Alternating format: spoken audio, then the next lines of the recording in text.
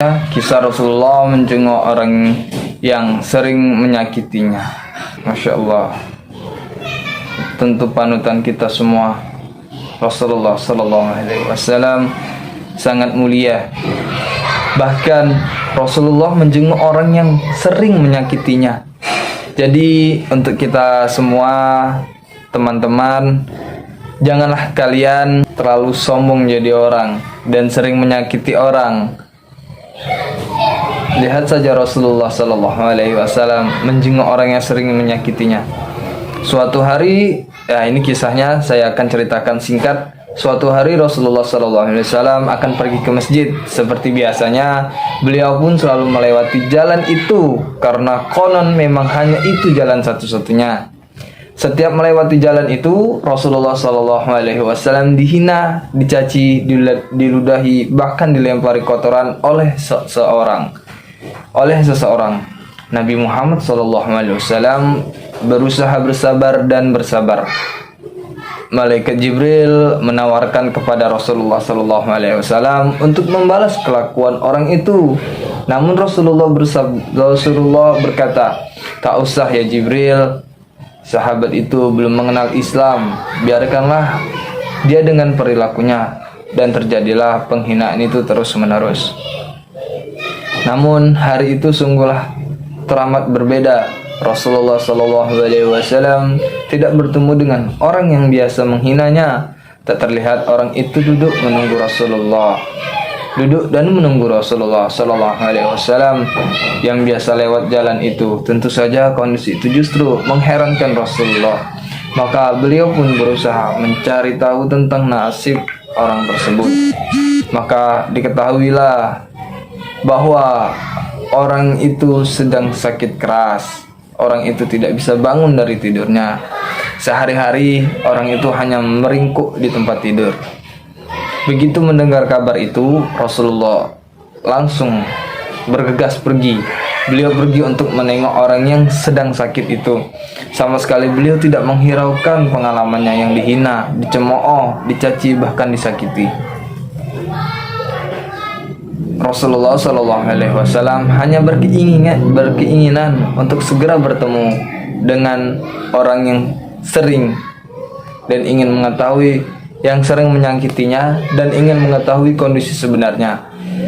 Setiba di sana, di depan pintu rumah orang itu, Nabi Muhammad Sallallahu Alaihi Wasallam segera mengetuk pintu. Hanya suara lemah yang terdengar, suara yang menggambarkan bahwa orang yang membalas salam tersebut adalah dalam keadaan sakit keras. Langsung saja pintu rumah dibuka dan tiba-tiba Nabi Muhammad SAW terbelalak ketika melihat kondisi orang itu terkulai lemah di ranjangnya. Kita akan lanjutkan. Islam dalam agama yang sempurna, yang selain mengajarkan masalah ibadah, juga mengajarkan setiap hambanya untuk peduli pada sesamanya. Salah satu bentuk kepedulian yang diajarkan oleh Islam adalah anjuran untuk menjenguk sahabat, kerabat, tetangga yang sedang sakit. Selanjutnya, mari kita ini ada dalil nakli, dalil menjenguk orang sakit. Ada beberapa dalil nakli, yaitu ini yang pertama adalah, saya akan bacakan dalilnya. Hakul muslimi 'alal muslimi khamsun raddus salami wa datul maridi wattiba'ul janaizi wa ijabatul da'wati wattashmitul atis. Hak seorang muslim atas muslimnya ada 5. Menjawab salam, 1. 2. Menjenguk orang sakit, 3. Mengantar jenazah, 4. Memenuhi undangan, dan 5. Mendoakan orang yang bersin. Hadis riwayat Bukhari. Yang kedua ada adab menjenguk orang sakit. selain kita harus tahu pentingnya kita untuk menjenguk orang lain, menjenguk orang sakit, ini juga ada adab-adab untuk menjenguk orang sakit. Jadi kita tidak sekadar menjenguk, tapi kita punya adab untuk menjenguk. Salah satu adab untuk menjenguk ialah niat yang ikhlas dan tujuan yang baik. Niat yang utama adalah niat. Jadi jangan kita dilihat, wah orang ini baik sekali ya, menjenguk dia yang sedang sakit. Jadi jangan karena itu, karena niat yang ikhlas kita untuk menjenguk orang itu, dan juga tujuan yang baik tentu.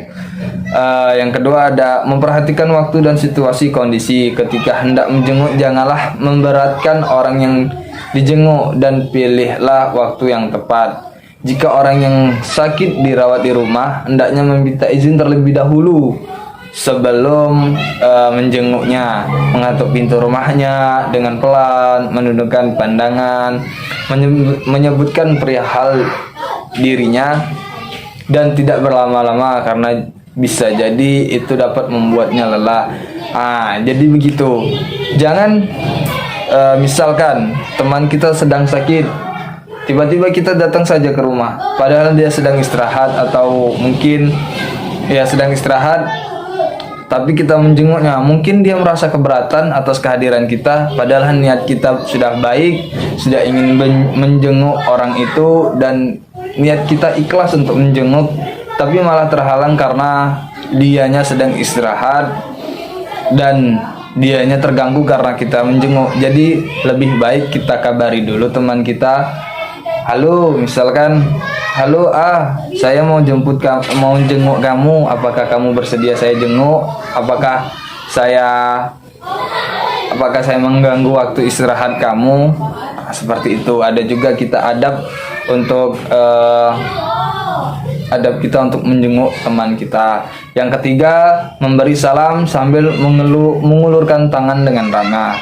Seperti biasa memberi salam, assalamualaikum, apa kabar, sehat, seperti itu.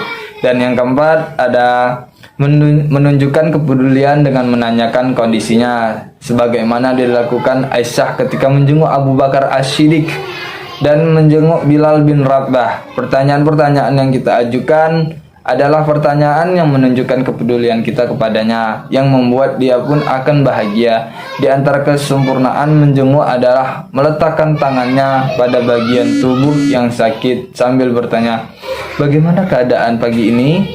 Atau bagaimana keadaan sore ini? Yang keempat. Baiklah, itulah sedikit materi yang bisa saya sampaikan di materi bab 11 ini yang berjudul tentang menjenguk orang sakit sebagai cerminan sikap peduli. Lebih kurang saya mohon maaf. Wabillahi taufiq wal hidayah. Wassalamualaikum warahmatullahi wabarakatuh.